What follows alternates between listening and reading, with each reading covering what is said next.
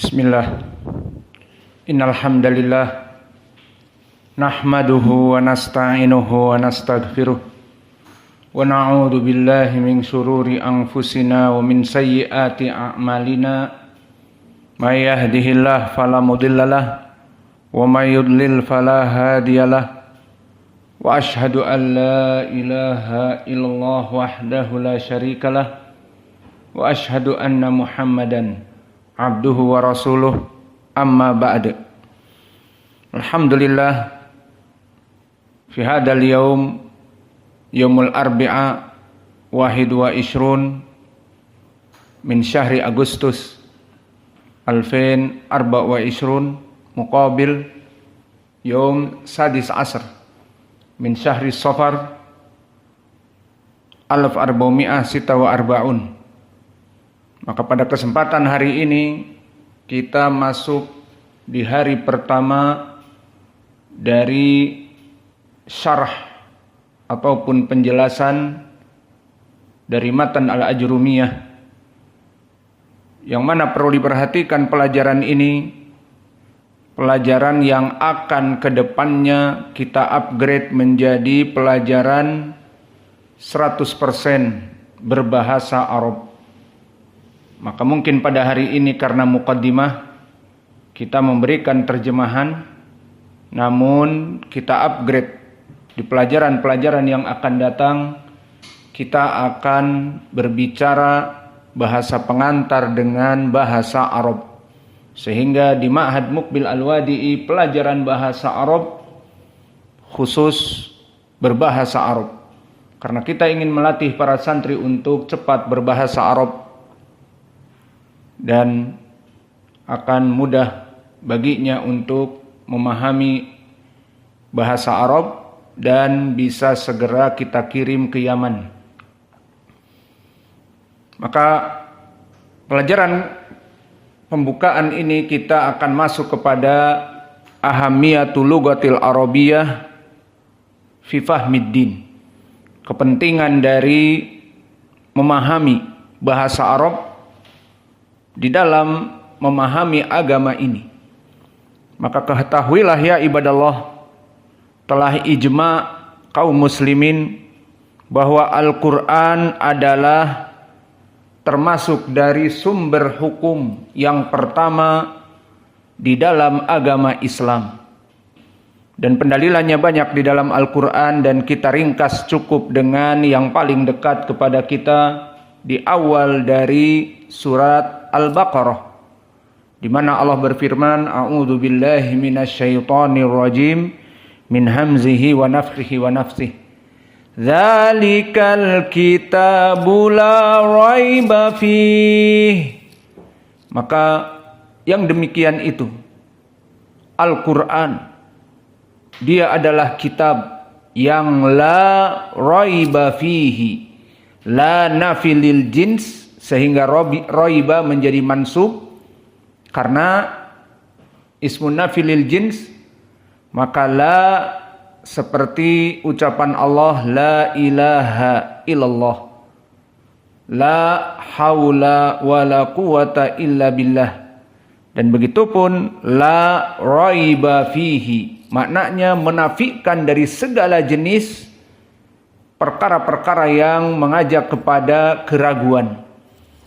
Maka ini menjadi pendalilan bahwa Al-Quran adalah sumber hukum yang pertama yang dijadikan pendalilan di dalam kita beragama dan beribadah kepada Allah. Dikatakan oleh Allah, la raiba fih, bahwa apa yang ada di Al-Quran tidak ada keraguan sama sekali, dan juga dia hudal lil muttaqin. Maka dia adalah petunjuk bagi orang-orang yang beriman dan bertakwa. Ini poin pendalilan bahwa Al-Quran menjadi masdar, menjadi sumber dari kita beragama kepada Allah. Dan begitupun di ayat yang lain yang semakna, di awal dari surat Al-A'raf, ittabi'u ma unzila ilaikum mir rabbikum. wala tattabi'u min dunihi awliya'a qalilan ma tadhakkarun. Maka di dalam ayat ini pun sama, ittabi'u, perintah dari Allah untuk mengikuti apa yang Allah turunkan kepada kalian dari Al-Qur'an.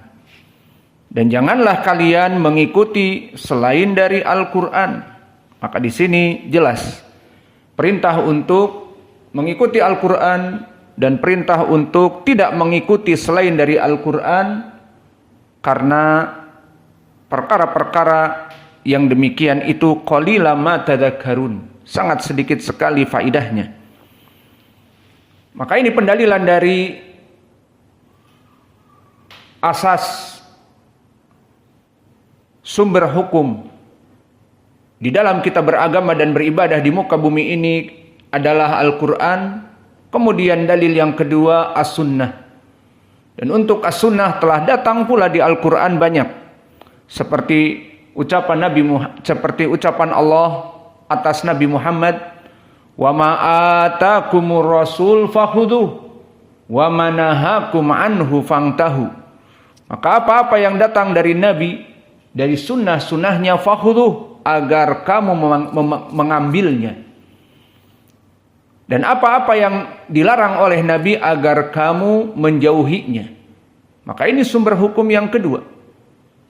Dan semakna dengan ini di dalam hadis muttafaqun alaih dari Abi Hurairah, wa ma atakumur rasul fakhudhuh mastata'tum bihi wa ma nahakum anhu fangtahu. Maka apa-apa yang datang dari Nabi kamu ambillah semampu kalian, ala qadar istita'ah. Dan apa-apa yang dilarang oleh Nabi maka jauhilah. Dan pendalilan yang lain, ucapan Allah Jalla wa Ala, falyahdharil ladzina yukhalifuna an amrih an tusibahum fitnah aw yusibahum adzabun alim. Maka beware, caution, hati-hati bagi mereka orang-orang yang menyelisihi dari sunnah-sunnah nabinya.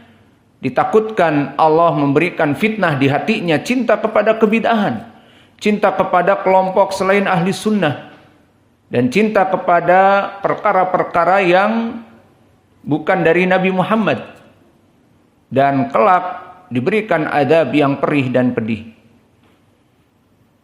Dan pendalilan dari keduanya ini, di mana kita harus berpegang kepada Al-Quran dan begitu pun sunnah.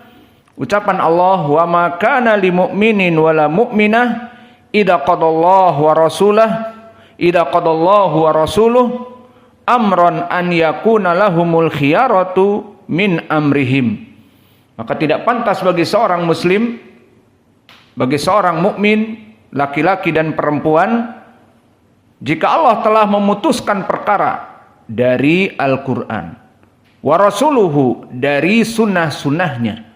Terus apa? An yakuna lahumul khiyaratu min amrihim. Tidak pantas kemudian memilah dan memilih hawa nafsunya lebih dikedepankan. Nantilah Al-Quran dan sunnah, belum saatnya bertaubat, masih mengikuti hawa nafsunya, maka tidak pantas. Maka ini menjadi pendalilan bahwa Al-Quran dan sunnah menjadi dalil syar'i, petunjuk, pedoman hidup bagi kehidupan kita dalam notabene sebagai seorang muslim yang beribadah kepada Allah. Setelah kita mengetahui bahwa Al-Quran dan sunnah itu adalah sumber dari hukum, maka pertanyaan yang besar di sini, lalu bagaimana cara memahami Al-Quran dan sunnah? Apakah kita masuk kepada kursus bahasa Inggris di Harvard, ataupun di kursus-kursus bahasa Inggris lainnya, ataupun kita mempelajari bahasa Jerman seperti bahasa teknologi, ataupun kita mempelajari bahasa Jepang agar memahami bahasa Arab? Jelas salah. Maka ingin memahami Al-Quran sebagai pedoman hidup dan sunnah sebagai pedoman hidup, mempelajari bahasa Arab. Maka oleh sebab itu, setelah dikabarkan bahwa Al-Quran sebagai petunjuk bagi kaum muslimin dan sunnah juga, maka dua perkara ini sebagai petunjuk bagi kaum muslimin, Allah menurunkan Al-Quran bukan dengan bahasa Cina dan bukan dengan bahasa Jepang, bukan dengan bahasa Betawi dan bukan dengan bahasa Inggris, tetapi dengan bahasa Arab yang fasih, yang dikembalikan kepada orang-orang Badu dari segi pemahaman. Maka ini yang diturunkan pedoman hidup kita ini kepada nabinya, Nabi Muhammad yang seorang Arabi, yang tidak bisa baca tulis, namun memahami makna Arab, kalimat dari segi Arab. Maka banyak di dalam ayat Al-Quran Allah berfirman tentang permasalahan Al-Quran ini. Maka Allah berfirman, ala qalbika litakuna minal mungdzirin bilisanin arabiyyin mubin. Di dalam Syu'ara Allah berfirman bahwa Al-Quran ini kami turunkan kepada kamu wahai Muhammad dengan diberikan di dadamu untuk dihafal, dan kamu menjadi orang-orang yang menyeru kepadanya bilisanin arabiyyin mubinin, dengan bahasa Arab yang mubin. Apa makna mubin? Maknanya adalah fasih. Maka Al-Quran diturunkan dengan grammar, tata bahasa, nahwu dan sarf dan balaghah dari bahasa Arab yang fushah. Dan juga di dalam ayat lain, bukan hanya di dalam Syu'ara saja, Allah berfirman, wa kadzalika auhayna ilaika Qur'anan Arabiyan. Maka ini di surat Asy-Syura, bahwa yang demikian itu kami wahyukan kepada kamu wahai Muhammad Qur'anan Arabiyan. Maka apa i'rab Arabiyan? Arabiyan mansub hal. Maknanya aku turunkan wahyu kepada kamu wahai Muhammad Qur'anan Arabiyan. Kami turunkan Quran yang halnya dalam keadaan berbahasa Arab yang fushah. Dan juga Allah berfirman, inna anzalnahu Qur'anan Arabiyan. Di awal dari surat Yusuf, kami menurunkan kepada kamu wahai Muhammad, inna anzalnahu, kami menurunkan kepada dia Qur'anan Arabiyan la'allakum ta'qilun. Quran dan halnya dalam keadaan berbahasa Arab agar kalian berakal. Dari ayat-ayat ini, 3 ayat kami berikan menjadi pendalilan barang siapa tadi yang ingin memahami pedoman hidup dari Al-Quran dan pedoman hidup yang kedua dari sunnah, maka Al-Quran yang jadi pedoman hidup itu berbahasa Arab, bukan bahasa Ibrani dan bukan bahasa Suryani, Makoli, dan seterusnya. Maka di sini bahasanya bahasa Arab. Sehingga barang siapa yang ingin memahami agamanya dengan baik dan benar, yang mana pedoman hidupnya Al-Quran, maka dia belajar bahasa Arab, bukan belajar bahasa Inggris dan belajar bahasa Cina dan seterusnya. Maka oleh sebab itu tidak akan mampu memahami Al-Quran isinya kecuali dengan memahami bahasa Arab. Dan bahkan orang Arab itu sendiri, intabihu, kam minal ahadits yubayyin bi annal Arab la yafham al-Quran illa lama ruju' ila al-fasih. Maka tidak difahami bahasa Arab oleh orang Arab itu sendiri kecuali di saat mereka kembali kepada bahasa Arab yang fasih dari orang Badu. Contohnya seperti ayat yang mana ayat Al-Qur'an di mana Allah berfirman, Fatiris samawati wal ard. Maka apa makna fatir? Bahwa Allah itu sifatnya Fatiris samawati wal ard. Dikeluarkan oleh sanad-sanad yang banyak, di antaranya Imam At-Tabari dari jalan Ibnu Waqi' haddatsana Yahya ibnu Sa'id Al-Qattan an Sufyan an Ibrahim ibnu Muhajir an Mujahid an Ibni Abbas. Kuntu la adri ma fatiris samawati wal ard. Maka aku tidak mengetahui makna ayat ini. Fatiris samawati wal ard, apa itu? Namun hatta atani a'rabiyan yahtasiman fi bi'rin. Kecuali di saat datang dua Arabi, dua orang Badu.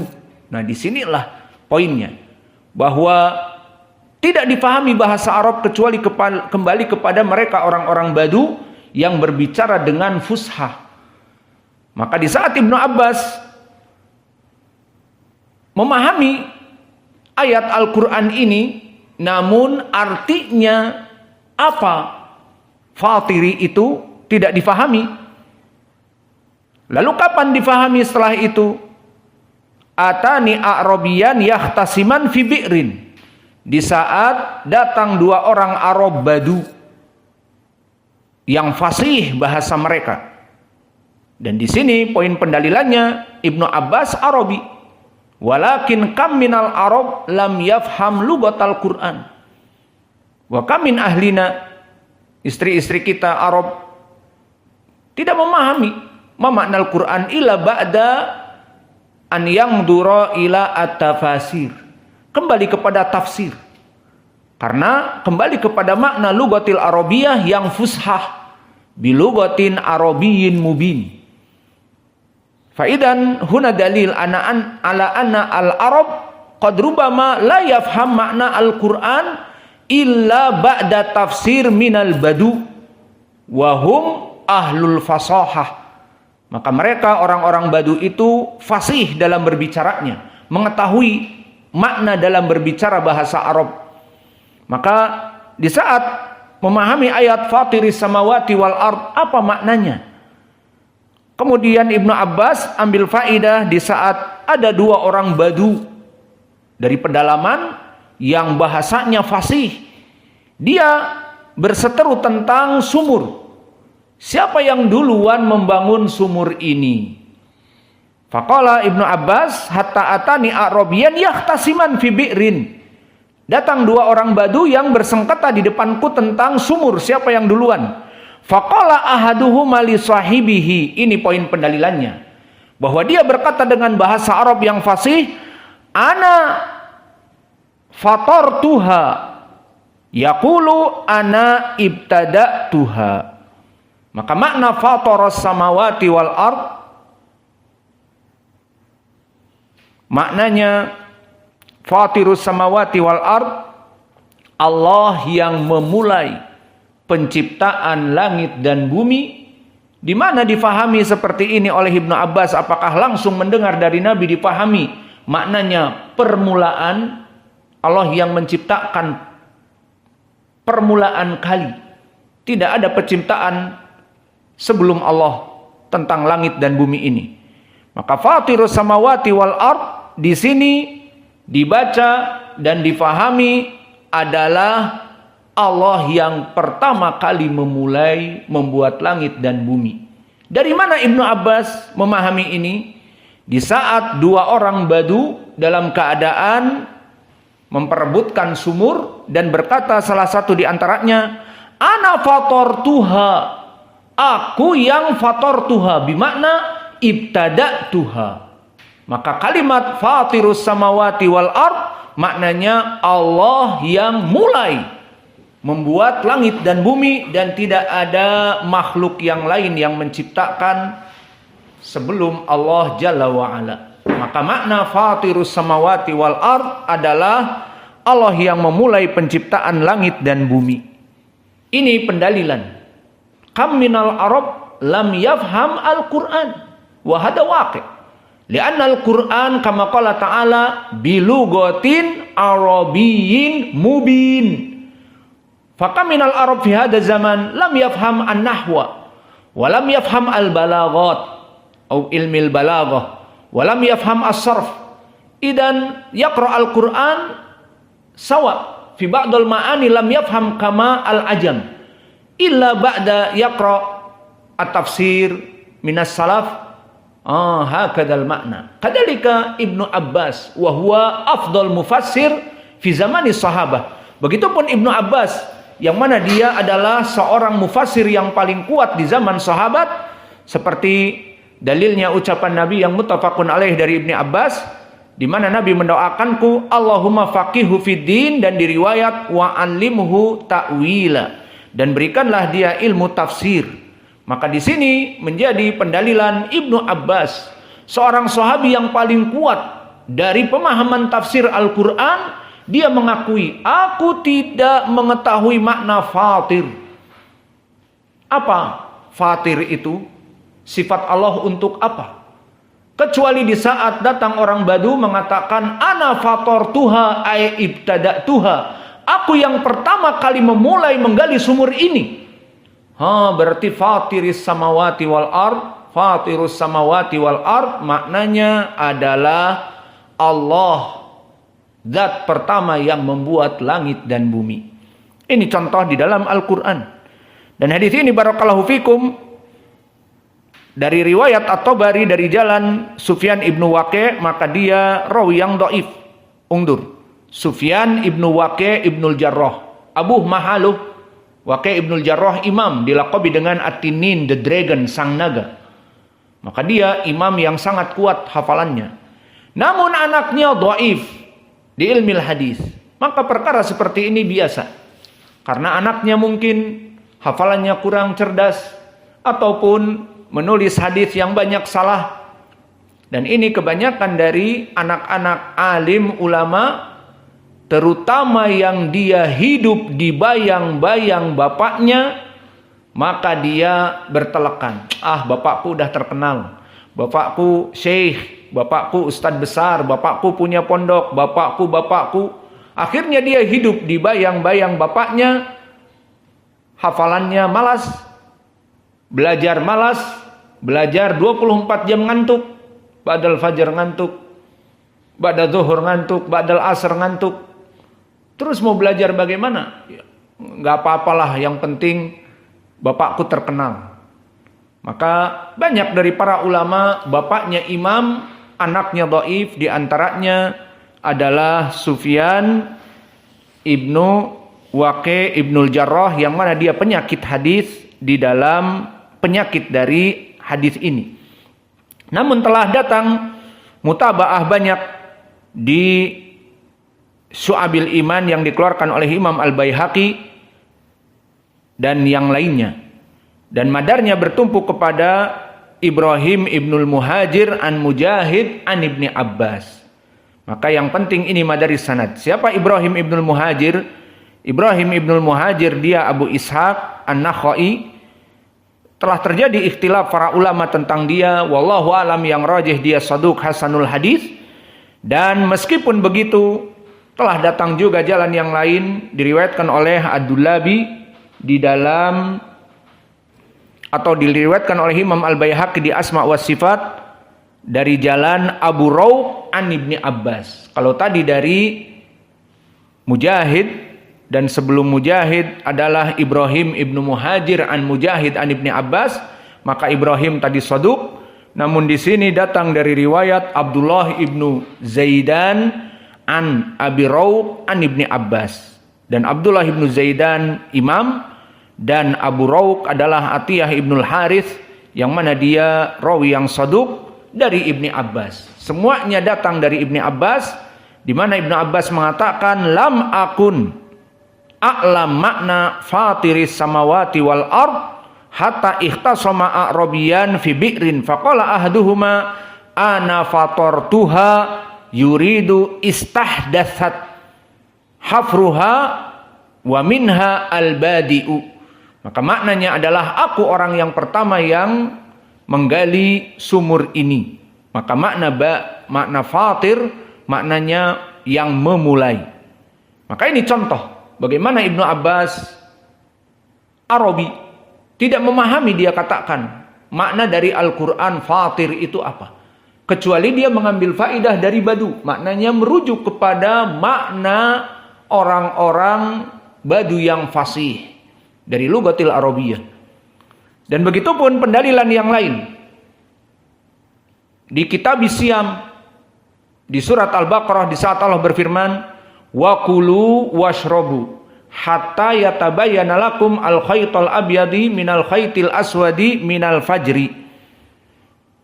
Hatta yatabayyana lakum al-khaytul abyadi minal khaytil aswadi minal fajri.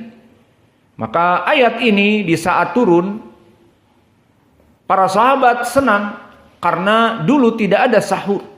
Puasa itu adalah puasa wisol. Maka dari maghrib makan sampai isya, setelah itu berpuasa dari malam. Sampai fajar, sampai ketemu siang, sampai maghrib lagi. Maka disebutkan di hadis dari Al-Bara Ibnu Azib dan yang lainnya, ada seorang sahabi dari Ansor, yang mana dia banna. Dan dia orang yang bekerja keras, membangun. Seperti para tukang di bulan Ramadan. Di saat dia selesai maghrib dan para sahabat pada zaman itu fuqara, maka dia datang ke istrinya untuk berbuka. Dan istrinya memang tidak punya apa-apa. Maka dia katakan istrinya ini, saat lubu min ahli, ingtadir qalilan. Sebentar, aku mau ambil dari keluargaku. Maka ditunggu, akhirnya ketiduran. Dan di zaman dulu jika tertidur, maka sudah diharamkan makan setelahnya. Jadi kapan diharamkan makan? Masuk sholat isya, selesai. Tidak boleh makan malam. Yang kedua, atau belum masuk isya tapi ketiduran. Ini pun tidak boleh. Ini di zaman dulu. Akhirnya sahabi Al-Ansar ini ketiduran, datang istrinya bawa makanan, dilihat suaminya tidur. Dikatakan, waihak, dibangunkan. Waihak, maksudnya adalah seperti ungkapan kasihan kamu. Kenapa? Haram, nggak boleh makan lagi.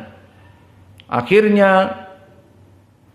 terus dalam keadaan malam lapar dan pagi dia tetap bekerja. Setelah menjelang duhur, yugma alaih, maka dia jatuh pingsan. Maka Allah menyayangi hamba-hambanya. Allah membuat syariat, kemudian dilihat hambanya mampu atau tidak. Maka di Al-Quran banyak, fattakullah mastata'tum, Rabbana la tu'akhidna inna sina au akhta'na, wa la tuhammil alaina, dan seterusnya. Maka diperintah kita taat kepada Allah dalam keadaan ingat, dalam keadaan tidak melaksanakan kesalahan, lupa, dan dalam keadaan semampu kita. Maka orang ini tidak mampu puasa wisol karena pekerja keras dan di Madinah sangat panas. Berbeda dengan di Dharmasraya yang sejuk. Maka di sini dia pingsan. Setelah pingsan diturunkan ayat. Maka ayat ini ayat yang sangat gembira kaum muslimin. Wa kulu washrabu. Maka makanlah dan minumlah di malam-malam bulan Ramadan hatta yatabayyana al-khaytul abyadu minal khaytil aswadi minal fajr. Sampai datang benang putih dan benang merah di malam hari. Ini poin pendalilannya. Lihat, apakah faham orang-orang Arab dari sahabat Nabi tentang ayat ini? Ini dia. Bahwa ayat Al-Quran diturunkan dengan bahasa Arab yang fushah. Bagi mereka yang tidak mempunyai fasahah di dalam bahasa Arab, tidak memahami. Maka apakah ada sahabat yang tidak memahami ayat ini? Banyak. Diwakilkan oleh Adi ibnu Hatim dan sahabat Sahal ibnu Sa'ad. Keduanya bertanya kepada Nabi. Maka adapun Adi ibnu Hatim, dia katakan, amadtu ila iqalil aswad wa ila iqalil abyad faja'altuhuma tahta wisadati faja'altu angduru fil lail fala yastabin li fa godautu ala Rasulillah sallallahu alaihi wasallam fadakartu lahu dzalika faqala inna ma dzalika sawadul lail wa sawadun nahar. Undur. Di saat mereka senang agar kaum muslimin boleh makan sampai menjelang fajar. Jadi di malam-malam Ramadan makan, iya. Di malam-malam Ramadan datang kepada istrinya, iya. Tidak waktunya pendek sampai Isya selesai. Habis itu puasa lagi, tidak. Maka gegap gempita kaum muslimin. Namun tetap sampai kapan bingung mereka. Akhirnya Adi ibnu Hatim dalam kebingungan, dia membawa ikol warna putih, membawa ikol warna hitam, dilihat sambil makan. Karena mati lampu dan sebagainya, oh belum terang, makan lagi, belum terang, makan lagi. Akhirnya masuk kepada waktu fajar, menyingsing. Maka dia takut telah masuk fajar. Dan begitu pun dari Sahal ibnu Sa'ad. Disebutkan oleh Sahal ibnu Sa'ad, wa kana rijal ida aradu as-sauma rabata ahaduhum fi rijlaihi al-khayt al-abyad wa khayt al-aswad. Bahwa para sahabat dulu memahami ayat ini, lihat, memahami ayat ini para sahabat.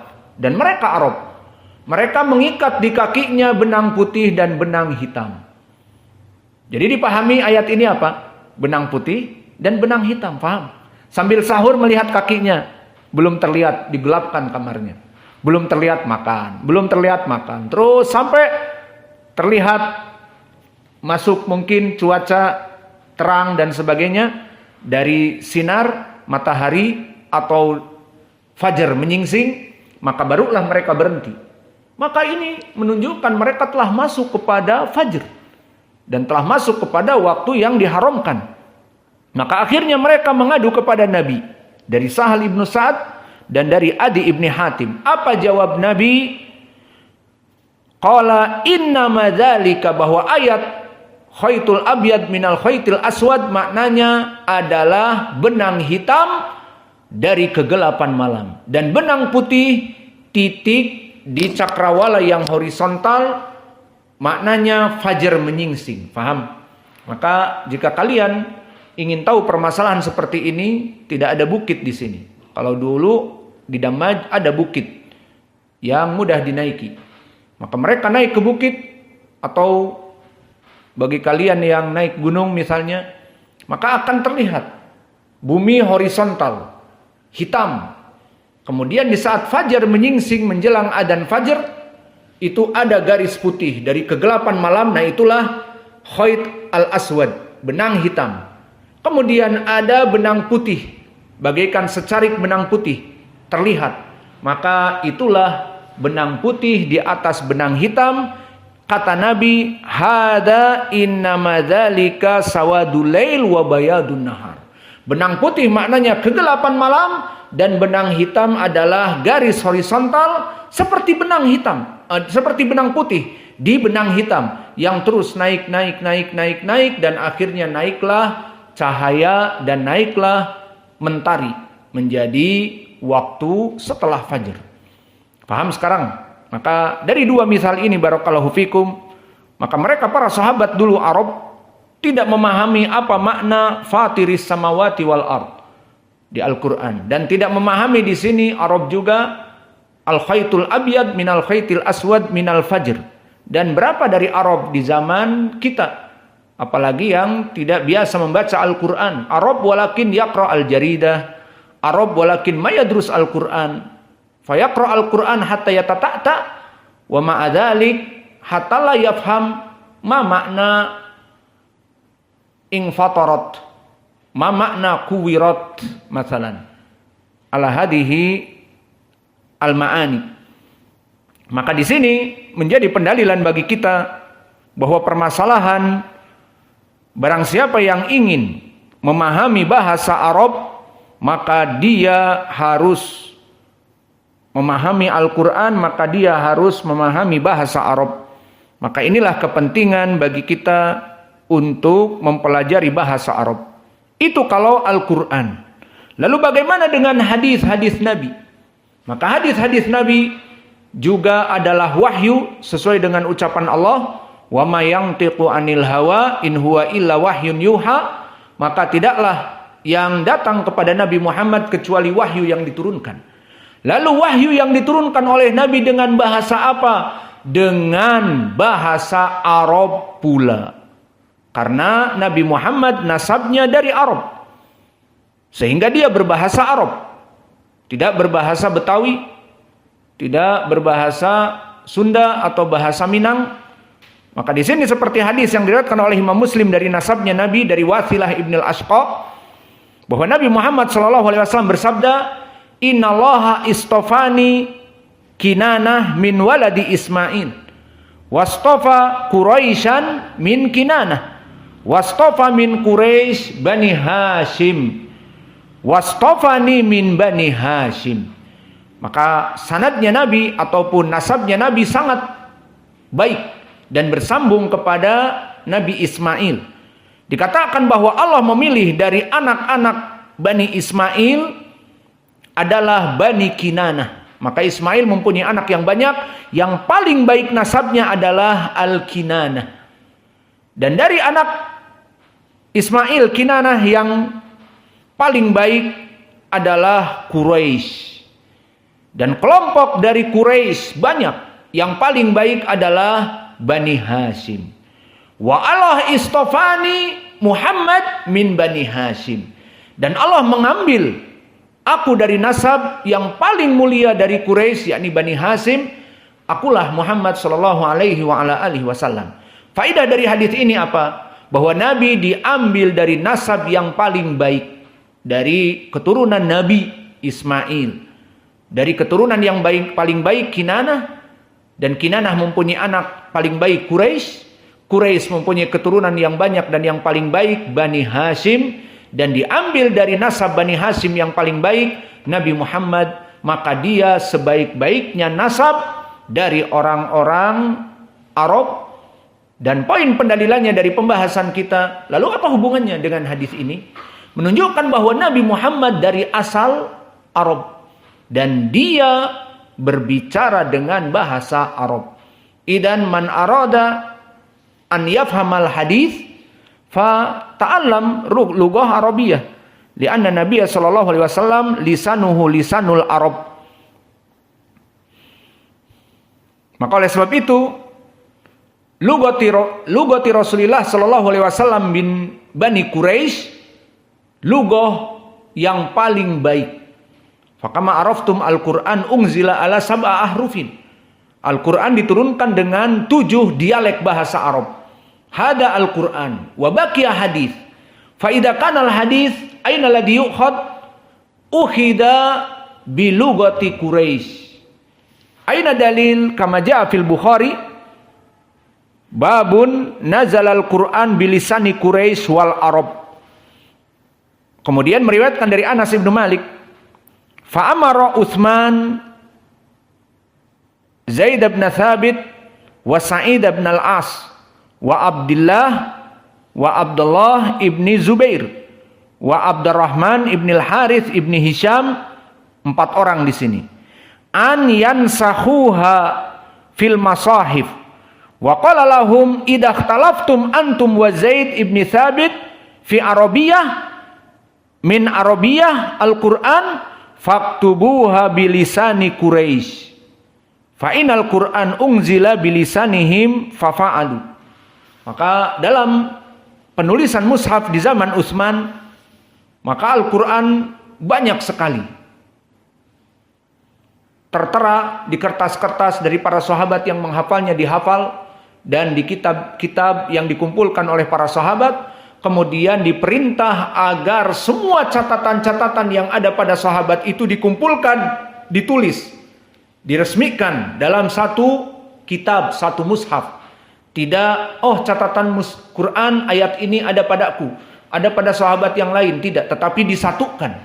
Maka ini di zaman Utsman radhiyallahu anhu, yang mana dikumpulkan Al-Quran. Kemudian dikatakan, lalu dicatat dengan bahasa Arab, apa? Bahasa Arab Quraisy. Wa hada yadul anna lugatal Arab adalah lugati al-Quraisy yang sangat penting kita memahaminya. Maka di sini kembali kepada permasalahan, barang siapa yang menginginkan paham agamanya yang bersumber dari Al-Quran dan Sunnah, karena Al-Quran diturunkan dengan bahasa Arab tadi pendalilannya, dan hadis barusan kita sebutkan bahwa Nabi dari Quraisy, dari Bani Hashim, dan juga waktu dikumpulkan Al-Quran kata Utsman, jika terjadi ikhtilaf tulis dengan bahasa Quraisy yang fusha. Maka di sini menunjukkan bahwa bahasa Arab bahasa yang penting. Maka oleh sebab itu apa kata Syekhul Islam Ibnu Taimiyah di Iqtida Siratil Mustaqim, kitab yang agung, disebutkan al-lughah al-arabiyyah minad din. Maka kalau begitu bahasa Arab itu dari agama. Wa ma'rifatuha fardun wajibun. Maka pengetahuan kepada mengetahui bahasa Arab wajib. Maknanya wajib fardu kifayah tentunya. Tidak semua orang harus belajar bahasa Arab. Maka berapa bahasa Arab ini yang tidak difahami oleh kebanyakan para manusia. Namun kita alhamdulillah yang bisa mempelajari bahasa Arab, mengajarkan bahasa Arab, mempunyai keutamaan mendapatkan fardu kifayah. Maka Syekhul Islam mengatakan bahasa Arab belajarnya itu dari agama. Pengetahuan atas bahasa Arab perkara yang wajib. Fa in fahimal kitab wa sunnah fardun. Fa inna fahmal Quran wa sunnah fardun. Kenapa jadi wajib? Dikarenakan pemahaman Al-Quran dan sunnah wajib. Wajib kalian memahami Al-Quran dan sunnah. Dan tidak sampai pemahaman Al-Quran dan sunnah kecuali dengan bahasa Arab. Wala yafhaman illa bifahmi lugatil arabiyyah. Wa ma la yatimul wajib illa bihi fahuwa wajib. Maka dimasukkan kepada kaidah, barang siapa yang tidak memahami Al-Quran dan Sunnah kecuali dengan sarana bahasa Arab, maka menuntut ilmu bahasa Arab hukumnya wajib fardu kifayah. Dan bahkan Imam Ibnu Shalah di muqaddimahnya telah menyebutkan bahkan dari syarat seseorang menjadi muhaddis. Lihat, seseorang ingin menjadi muhaddis, seperti misalnya Syekh Al-Albani, Syekh Muqbil dan yang lainnya, dia harus memahami lughah Arabiyah. Maka bagaimana dia akan mensahihkan dan mendhaifkan hadis yang mana maknanya dia tidak tahu? Maka harus diketahui dari segi makna agar dia tahu bahwa hadis ini dhaif tapi ada makna yang lain yang menguatkan, atau hadis ini sahih tetapi ziyadah tambahan lafaz demikian dan demikian dhaif. Dari mana ini diketahui? Dengan memahami lughatul Arabiyyah. Maka Imam Ibnu Shalah mengatakan wa haqqun ala talibil hadits an yata'allama minan nahwi wal lughah ma yatakhallasu bihi min sinil lahan wa tahrif. Maka maknanya wajib bagi seorang yang ingin masuk ke pengetahuan ilmu hadis, mempelajari ilmu hadis, meriwayatkan hadis, memeriksa hadis yang sahih dari yang dhaif, yang agung, maka dia harus belajar bahasa Arab agar dia terjauh dari lahan dan tahrif dari hadis-hadis. Maka kesimpulannya inilah pelajaran yang bisa kita berikan, yang mana pelajaran muqaddimah ini mengajak kepada kita untuk lebih semangat belajar bahasa Arab. Dan tadi kita telah menyebutkan bagaimana kepentingan kita belajar bahasa Arab, di mana di muqaddimah tadi kita sebutkan kita menjadikan Al-Quran sebagai pedoman hidup kita dan Sunnah sebagai pedoman hidup kita. Dari mana Al-Quran diturunkan oleh Allah kepada Jibril kepada Nabi Muhammad bilisanin arabiyyin mubin. Maka Al-Quran dengan lisan Arab. Kedua, hadis dari ucapan Nabi Muhammad. Wa may yantiqu 'anil hawa in huwa illa wahyun yuha. Lalu Muhammad orang apa? Bahasanya bahasa apa? Bahasa Arab, orang Quraisy. Maka hadis tadi kami sebutkan bagaimana Nabi nasabnya kepada Quraisy dari Bani Hashim, dari Quraisy yang terbaik. Kemudian setelah kita memahami bahwa Al-Quran dan Sunnah sebagai pedoman hidup, maka barang siapa yang ingin mengetahui pedoman hidupnya, memahami bahasa Arab. Sehingga Imam Ibnu Taimiyah mengatakan, barang siapa yang ingin memahami Al-Quran dan Sunnah, dia harus wajib belajar bahasa Arab. Karena tidak bisa memahami Al-Quran dan Sunnah kecuali dengan bahasa Arab, maka bahasa Arab menjadi wajib dan tentunya wajib fardu kifayah, maka kita di sini bangga bisa mempelajari bahasa Arab. Dan mereka yang mempelajari bahasa Arab ini akan mendapatkan kemudahan dari berbagai pemahaman. Maka orang-orang yang tidak paham bahasa Arab kemudian membid'ahkan perkara, dari mana ilmunya? Baca kitab saja tidak bisa. Bagaimana membid'ahkan, bagaimana menyalahkan, bagaimana berbicara tanpa hujjah. Bahasa Arab saja tidak bisa. Dia hanya akan menukil, aku belajar dengan Ustadz Fulan, mungkin salah paham. Karena Ustadz Fulan itu membaca kitab, dia tidak bisa baca kitab. Maka mempelajari bahasa lughah Arabiyah sangat penting. Dan kalian tidak akan bertaklid buta setelah itu. Tidak butuh lagi, aku belajar dengan Ustadz Fulan, kata Ustadz Fulan demikian. Mungkin kamu yang salah paham. Ustadz Fulan kitabnya demikian, ma'ruf, di dalam kitabnya tertulis demikian, difahami oleh dia lain karena tidak bisa membaca Alkitab. Maka mempelajari bahasa Arab sangat penting, mengeluarkan manusia dari taklid buta dan memahami Al-Quran dan Sunnah dengan benar-benar pemahaman. Maka insya Allah di pelajaran yang akan datang kita akan mempelajari dengan bahasa Arab full 100%. Maka di sini kepada ikhwah yang ikut belajar dengan online agar bersabar dan ikut terus agar nanti Allah berikan kemudahan memahami bahasa Arab dengan penjabaran bahasa Arab. Apalagi kami rekamkan di YouTube sehingga kalian bisa mengulang-ulang dan menerjemahkan sedikit-sedikit. Maka lebih baik pelajaran bahasa Arab dengan bahasa pengantar bahasa Arab. Dan ini yang kami inginkan dari para santri agar mudah dan cepat mempelajari bahasa Arab dan kalian cepat kami kirim ke Yaman. Kami menginginkan kader-kader pergi ke Yaman, namun yang pergi ke Yaman selain dari Al-Quran dan Sunnah hafal dan bahasa Arab, juga yang diridhoi dari akhlaknya, yang diridhoi dari agamanya. Bukan hanya sekedar aku sudah hafal Quran, tapi akhlaknya rusak, main HP, punya HP, melihat sesuatu dan sebagainya. Tidak. Kita menginginkan mereka yang benar-benar dalam keadaan akhlak yang baik dan akhlak yang mulia, dan juga terjauh dari perkara-perkara yang menyebabkan seseorang jatuh kepada kemaksiatan.